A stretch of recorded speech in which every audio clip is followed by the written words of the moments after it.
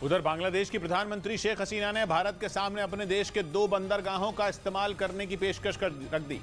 बांग्लादेश के ये दोनों बंदरगाह चटगांव और सिलहट हैं। इस पेशकश से कुछ ही दिन पहले भारत और बांग्लादेश के बीच एक पाइपलाइन का उद्घाटन हुआ है, जिसके बाद बांग्लादेश ने भारत के सामने चटगांव और सिलहट के बंदरगाहों के इस्तेमाल की पेशकश की। बांग्लादेश के दोनों बंदरगाह भारत के पूर्वोत्तर राज्यों के नजदीक हैं और बंगाल की खाड़ी के समुद्री किनारे पर सबसे व्यस्त बंदरगाहों में एक है, जहां भारत, नेपाल और भूटान के जहाज आते जाते रहते हैं।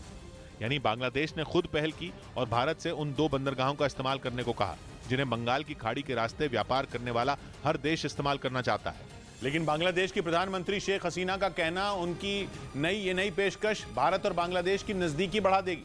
वैसे 18 मार्च को पाइपलाइन के उद्घाटन के समय भी शेख हसीना ने भारत को बांग्लादेश का सच्चा दोस्त बताया था, जिसे सुनकर चीन की रातों की नींद भी उड़ सकती है, क्योंकि पाकिस्तान के बाद चीन की नजर बांग्लादेश पर है। वो वहां भी विकास के नाम पर घुसपैठ की फिराक में है। लेकिन चीन की पैंतरेबाजी के बीच 18 मार्च को भारत बांग्लादेश फ्रेंडशिप पाइपलाइन का उद्घाटन हो गया, जो करीब 131 किलोमीटर लंबी है और इस पर 377 करोड़ रुपए खर्च किए गए और इससे रोजाना 10 लाख टन डीजल भेजा जा सकता है।